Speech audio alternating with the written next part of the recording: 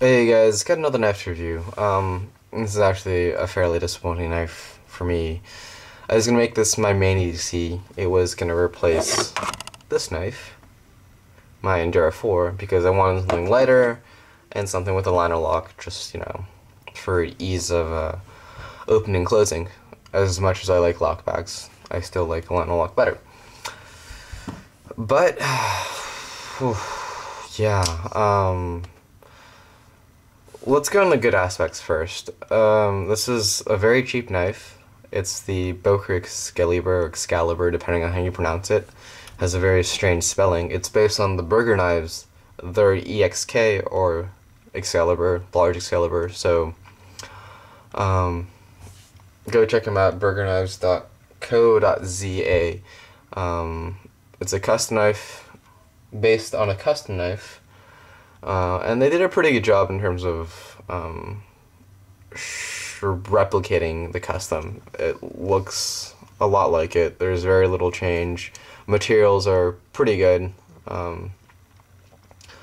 The steel is 440C, which is, very good. It's mid steel, but for most users, you really won't notice any difference. And I didn't notice any other difference besides that it took a really good edge, and I was able to shave with it.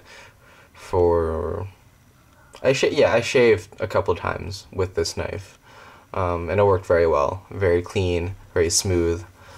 The G10 is also nice. Liners are titanium, clip is titanium. But problems? That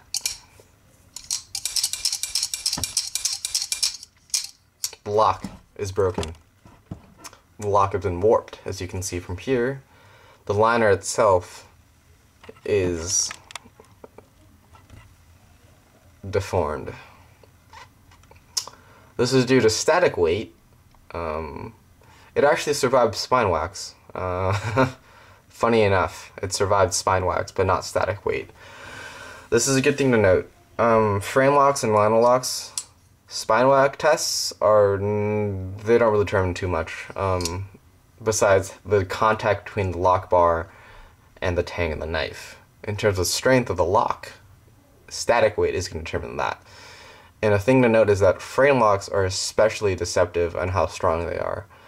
A lot of people believe that a thicker titanium slab is going to be stronger than the thinner one. They are horribly wrong. The chain is only as strong as its weakest link, thus being the cutout of the lock bar. Most cutouts on knives that you see in frame locks are much thinner than this liner, and thus they are going to be much weaker than this lock. Yeah, this has been really disappointing for me. God, I'm really sort of aggravated because I really liked this knife when I got it. It was one of the smoothest knives I've ever owned. Very good construction, but the lock itself was just, I don't know, it was bad. Also, a couple things to note, after a few days of using it, actually not even a few days, after one session trying to cut a twig using, just cutting wood, it developed blade play. And I have no way adjusting the pivot because it requires a special tool. As you can see, the pivot is based on the custom Excalibur pivot, so can't do anything about that. Screws are Torx, yeah, and they use 3 different types of screws. As you can see here, this is a small Phillips head screw for the pocket clip. And the thing to know about the pocket clip is that when you reverse it, you actually get some space beneath the clip. It's not flush. Seems like switching to this side was a big afterthought, and that carrying the knife tip down is the only way to go. So yeah, really disappointing for me. I obviously can't send it back because it was my fault, I guess, putting static weight on it, so it would be counted as abuse. And I'm not gonna sell it, obviously, because who's gonna buy this?